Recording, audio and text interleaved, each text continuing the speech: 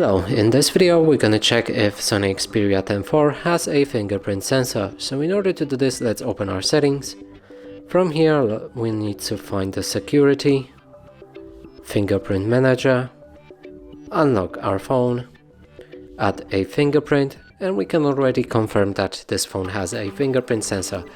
Now just to find its location, it's right here.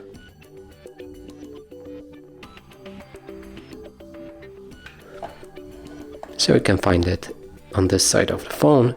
And that's it for this video. Hope you like it. Please consider subscribing to our channel, leave a like and a comment below.